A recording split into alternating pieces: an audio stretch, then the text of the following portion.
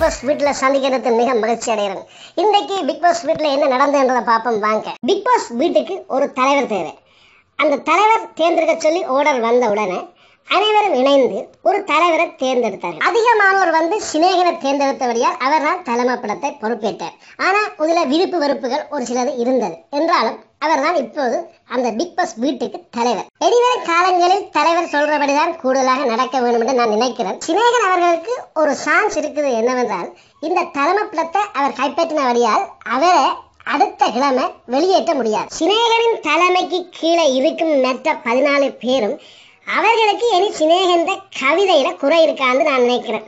ஏனம்மா இப்படி அம்மா என்னம்மா. அடுத்த அந்த வீட்டுக்குள்ள வேற என்னென்ன நடந்ததுன்றத பார்ப்போம்.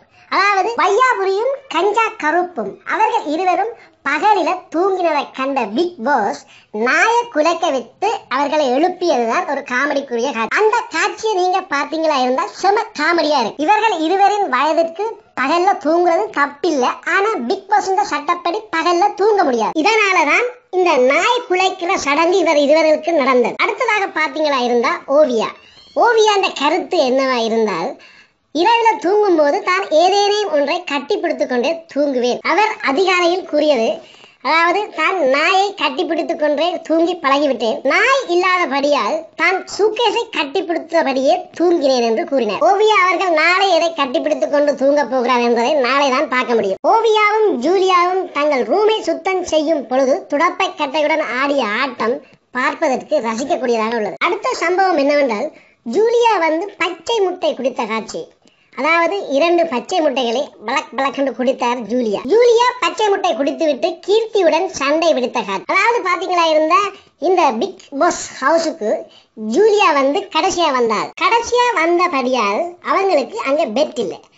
அங்க ஏற்கனவே போனாக்கள் அனைவரும் தங்களுக்கு விரும்பிய பெட்களை எடுத்துட்டார்கள். ஆனால் ஜூலியாவுக்கு மட்டும் அங்க பெட் இல்லை. ஆனால் ஒரு பெட் மட்டும் அங்க டபுள் பெட் இருந்தது. அந்த டபுள் பெட்டை தான் கீர்த்தியும் ஜூலியாவும் பங்கு போட வேண்டிய கட்டாயம். ஆனா கீர்த்தி தனது பெற்ற தான் ஒருவருக்கும் பங்கு போட்டு தரமாட்டேன் என்று அடம் பிடித்தார். பங்கு போடும் சண்டையை பார்த்தால் செம காமெடியா இருக்கு. அடுத்ததா பாத்தீங்களா இருந்தால், சீரி அவர்களுக்கு அந்த பிக் ஹவுஸுக்குள்ள இருக்கவே விருப்பம் இல்லை. அவர் எப்படியாவது தான் வெளியில போகணும் என்றுதான் அவற்றை எண்ணம். ஜூலி அவர்கள் அதற்கு சொன்ன பதில் சீரிக்கு என்னவென்றால், தானும் தனியத்தான், தனக்கு இங்கு ஆதரவு இல்லை, நீதான் எனக்கு ஆதரவு, என்னை விட்டு போகாதே என்று அவர் கூறினார். இந்த பிக் ஹவுஸ்ல 15 பேர்லையும் வையாபுரியும் அதாவது கஞ்சா கருப்பும் தான் ஏதோ ஒரு காமெடி மாதிரி தெரிகின்றது. ஒரு இன்ட்ரெஸ்டிங்கா இருக்குது. ஆனா மற்ற ஒரு சிலர் ஒரு போரடிக்கிற தன்மையா இருந்தாலும், ஒரு சிலர் ஒரு சுவாரஸ்யமான விஷயங்களை செய்தாலும், ஆனா போக போகத்தான் தெரியும் ஆரோட அடிபட போயினேன், ஆருக்கு அங்க இருக்க விருப்பம், அடுத்த கிழமை வெளியில போயினேன் என்றதை பொறுத்திருந்தால் பார்க்க முடியும். ஒரு நாள்லயே இவ்வளவு பிரச்சனை இருந்தா இன்னும் 99 நாட்கள் இருக்கின்றது. என்ன நடக்க போகிறது பொறுத்திருந்தான் பார்ப்போம். இந்த வீடியோ உங்களுக்கு பிடிச்சிருந்தா லைக் பண்ணுங்க, ஷேர் பண்ணுங்க, மறந்துடாங்க சப்ஸ்கிரைப் பண்ணுங்க. இன்னும் பல நியூஸ் உங்களுக்காக பிக் பாஸ்ல இருந்து தர காத்திருக்கிறேன். நன்றி, வணக்கம்.